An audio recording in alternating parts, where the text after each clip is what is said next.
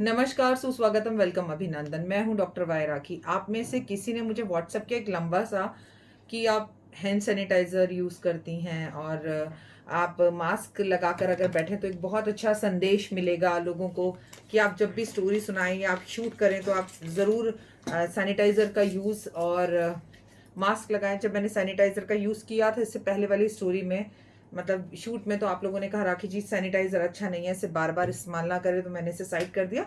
लेकिन आप देख सकते हैं कि मेरी टेबल पर सैनिटाइज़र है। आज आप ही के कहने पर मैं मास्क लगाकर शूट कर रही हूँ और आज की कहानी बहुत ही अच्छी है। आज की कहानी बच्चों को ज़रूर सुनाएं। आज की कहानी है रावण की कहानी। बहुत समय पहले की बात है। एक बार लक्ष्मी जी ने पार्वती जी को अपने घर पर इनवाइट किया। लक्ष्मी जी ने पार्वती माँ से कहा कि तुम मेरे घर आओ और मेरे साथ आज शाम की चाय पियो।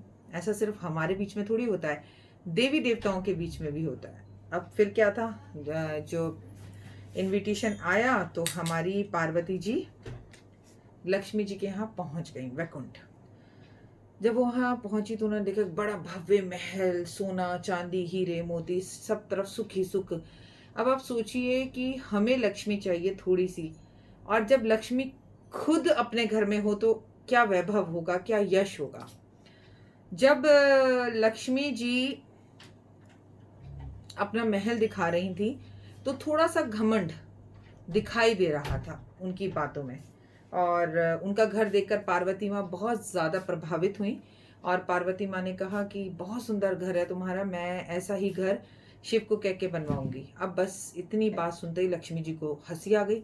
लक्ष्मी जी ने कहा तुम ऐसा घर बनवाओगी? तुम्हारा पति तो शरीर पे राख लगाता है, गले में सर्प डालता है, तो वो तो बर्फ़ की जटाओं में, बर्फ़ की पहाड़ियों पर रहता है, तुम्हें क्या मालूम सोने और चांदी में रहने का मतलब। अब ये बात लक्ष्मी जी ने जब कही तो पार्वती माँ को बहुत बुरी लग गई और वो वहाँ से चली गई।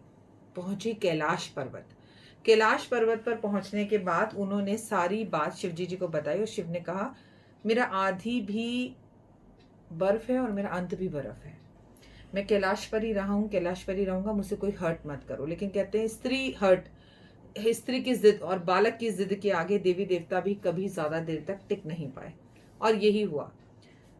भाई यहाँ तो पार्वती माँ बिल्कुल गुस्सा हो गई और गुस्सा होकर कहने लग गई मुझे नहीं पता, मुझे हर हाल हर कीमत पर अपना महल चाहिए, और वो भी लक्ष्मी से बढ़िया और खूबसूरत। अब विश्वकर्मा जी को बुलाया गया और विश्वकर्मा जी को बुलाकर महल बनाने के लिए कहा गया। विश्वकर्मा जी जगह ढूंढने लग गए। विश्वकर्मा जी ने देखा एक जगह उन्हें मिली लंका के अंदर, जहां तीनों तरफ पानी था और दो तरफ पहाड़ियों से घिरी हुई थी वो जगह, और एक जगह जमीन थी। विश्वकर्मा जी वहां रुक गए और उन्होंने अपना वहां पर महल बनाना शुरू कर दिया। अब दिन आया वो जब आपको गृह प्रवेश करना था। गृह प्रवेश के लिए बड़े पंडितों को बुलाया गया, समस्त देवी देवताओं को आकाश से निमंत्रण दिया गया। पार्वती, शिव, लक्ष्मी, विष्णु सब पहुंचे और बड़े विख्यात पंडितों में पूजा के लिए रावण को बुलाया गया, क्योंकि रावण एक बहुत बड़ा ज्ञानी ब्राह्मण था। उनके जैसा ज्ञान वेदों का किसी को भी नहीं था। तो गृह प्रवेश की पूजा रावण ने करवाई। बड़ा ही खूबसूरत और लक्ष्मी के घर से कई गुना ज्यादा खूबसूरत वो लंका, जादुई लंका, सोने की लंका, और सोने के पेड़, सोने की हर चीज। अब बड़े स्टाइल से अपनी आंखों को धीरे से उठाते हुए पार्वती माँ ने लक्ष्मी जी की तरफ देखा और आंखों ही आंखों में दोनों ने बात करी कि तुम्हारा महल जरूर सोने का होगा, पर ये मेरा पति जो गले में सर्प डालता है, वो कहते हैं ना स्त्रियों का जो कंपटीशन होता है, देखो मेरे पास भी कितना खूबसूरत महल बन गया है।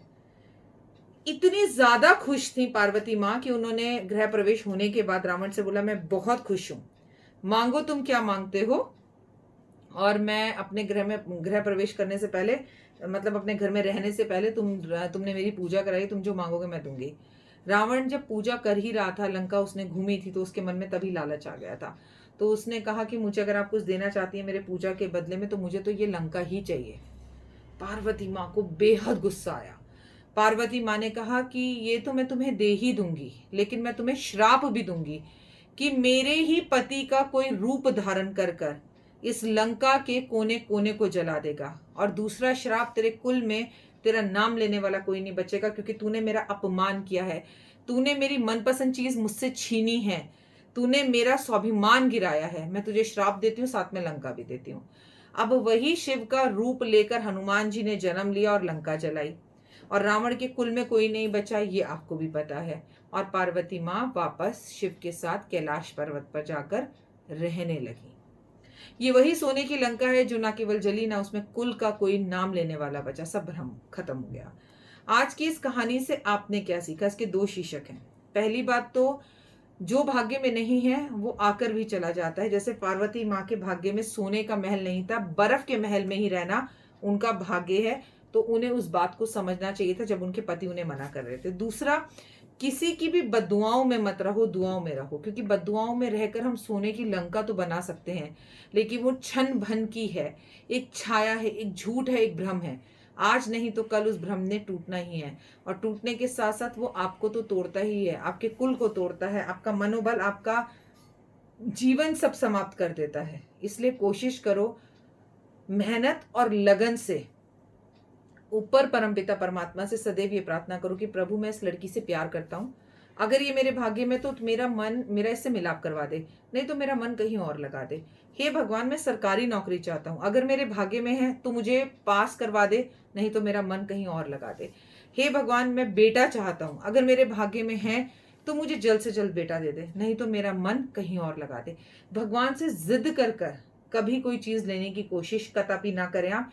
भगवान से सदैव ये कहें, मुझे वो देना जो मेरे पास हमेशा अचर अमर रहे, जो हमेशा मुझे मेरी खुशी से मिले, जिसका सुख मैं भोग सकूं, मुझे वो देना। जिद में आकर भगवान से मन्नतें मांगकर, उपाय कर कर कोई चीज ना लें, और अपनी मांगने की आदत में एक आदत डालें। हे प्रभु, हे परमपिता परमात्मा, सबका भला कर। शुरुआत मुझसे कर।